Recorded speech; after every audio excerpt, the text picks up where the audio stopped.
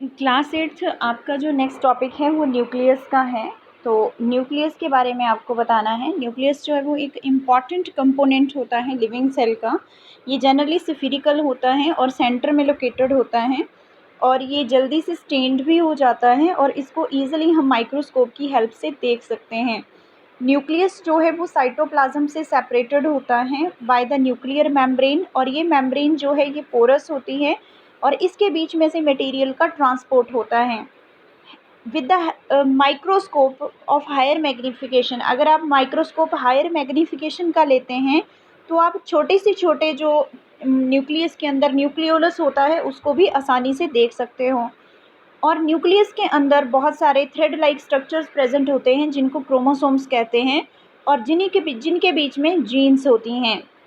Chromosomes के बीच में jeans होती हैं और ये हेल्प करती हैं जीन्स इनहेरिटेंस में, यानी कि ट्रांसफ़र ऑफ करैक्टर्स में। जो करैक्टर्स जो हैं जो कि पेरेंट्स से ऑफस्प्रिंग्स में चले जाते हैं उनको ट्रांसफ़र करने का काम किन का होता है? हेरिडिटरी यूनिट्स का, जीन्स का। क्रोमोसोम्स जो हैं उनको हम देख सकते हैं जब सेल डिवाइड होता है।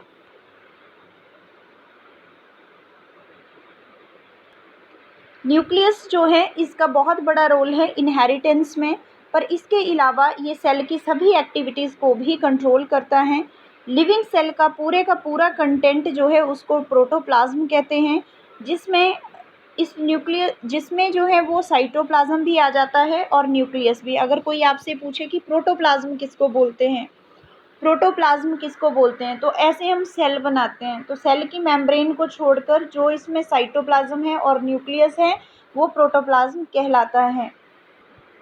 उसके बाद है कि अगर आप माइक्रोस्कोप की हेल्प से अनियन सेल्स को देखते हैं तो आप उसमें जो है उसके साइटोप्लाज्म को देख सकते हैं, बहुत बड़े वैक्यूल के स्ट्रक्चर को देख सकते हैं, ठीक है। और सेल्स जो हैं, चीक सेल्स जो होते हैं, हमारी चीक्स के जो सेल्स होते हैं उनमें स्मॉलर वैक्यूल्स प्रेजेंट होते हैं और लार्ज वैक्यूल्स जो हैं वो किस में प्रेजेंट होते हैं? प्लांट सेल्स में। तो अगर आपसे कोई पूछे कि प्लांट सेल और एनिमल सेल्स में वैक्यूल्स की स्ट्रक्चर जो है वो कैसी होती है, तो आपने याद रखना है कि प्लांट सेल में वैक्यूल्स जो है वो बड़ा होता है और एनिमल सेल में वैक्यूल का साइज जो है वो स्मॉलर होता है। अब आप बोलेंगे वैक्यूल क्या होते हैं, ठीक है। सो वैक्यूल क्या है? जैसे ये आपके जो है वो ध्यान से देखिए, यहाँ पे सेल मेम्ब्रेन आपको दिखाई दे रही है, ठीक है।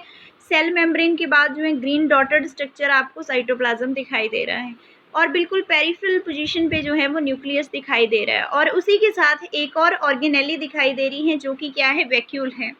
तो ये प्लांट सेल का स्ट्रक्चर है, ये प्लांट सेल का स्ट्रक्चर है और इसमें जो है ये जो है ये प्लांट सेल का स्ट्रक्चर है। इसमें वैक्यूल का स्ट्रक्चर बताया गया है कि वैक्यूल जो है वो इसमें लार्जर है। और अगर आपने वैक्यूल को जो है वो देखना है एनिमल सेल में तो आप देखेंगे कि इसमें वैक्यूल कितना छोटा है। ये एनिमल सेल है और इससे पहले जो था वो प्लांट सेल है। अभी जो है वो एनिमल सेल है, इसमें आप देख सकते हो कि सेल मेम्ब्रेन है, इसमें वैक्यूल्स आपको देखने, ये वैक्यूल्स हैं। ये वैक्यूल्स जो हैं ये स्मॉलर साइज़ के होते हैं, ठीक है, लार्जर नंबर में होते हैं एनिमल सेल्स में। और न्यूक्लियस जो है एनिमल सेल में वो सेंट्रल पोजीशन पे होता है। तो अगर हम कंपैरिजन करें, ठीक है, कंपैरिजन करें किसका? प्लांट सेल और एनिमल सेल का, ठीक है। तो आपको इस तरह से कंपैरिजन करना है आपने, ये प्लांट सेल है, ये एनिमल सेल है, दोनों में सेल मेम्ब्रेन प्रेजेंट होती है, दोनों में वैक्यूल्स प्रेजेंट होते हैं, बट वैक्यूल जो है वो प्लांट सेल में लार्जर होता है, पेरिफेरल पोजीशन पे होता है और यहाँ पे जो है वो यहाँ पे वैक्यूल्स जो है स्मॉलर होता है, लार्जर नंबर में होते हैं। देन न्यूक्लियस इसमें पेरिफेरल होता है, इसमें न्यूक्लियस सेंट्रल पोजीशन पे होता है एनिमल सेल में। साइटोप्लाज्म दोनों में प्रेजेंट होता है। तो ये कंपैरिजन है प्लांट और एनिमल सेल में, ठीक है। दूसरा इसमें आपको एक चीज़ और दिखाई दे रही है प्लांट सेल में कि इसमें ग्रीन कलर के स्ट्रक्चर दिखाई दे रहा है, क्लोरोप्लास्ट, ठीक है, क्लोरोप्लास्ट दिखाई दे रही है, यहाँ पे लेबल किया हुआ है क्लोरोप्लास्ट। तो क्लोरोप्लास्ट का क्या मतलब होता है कि ग्रीन कलर्ड प्लास्टिड्स होते हैं जो कि फोटोसिंथेसिस करने में हेल्प करते हैं। तो एनिमल सेल्स में ये एब्सेंट होते हैं, एनिमल सेल्स में ये प्रेजेंट नहीं होते हैं। उसके बाद इन्होंने क्या किया है कि जो प्लांट सेल हैं, अगर आप ध्यान से देखें, आपने इतना सा सेक्शन काटना प्लांट सेल का और इस तरफ जो है उसको मैग्नीफाई किया माइक्रोस्कोप की हेल्प से, तो आपको सेम स्ट्रक्चर दिखाई देगा। देखिए जैसे इसमें जो है वो जैसे इसमें जो है ये स्ट्रक्चर प्रेजेंट है वैसे इसमें भी प्रेजेंट है, ठीक है। तो ये एक इन्होंने सेल वॉल बनाई इसमें, ठीक है, जो प्लांट सेल में सिर्फ सेल वॉल प्रेजेंट होती है और एनिमल सेल में सेल वॉल जो है वो एब्सेंट होती है।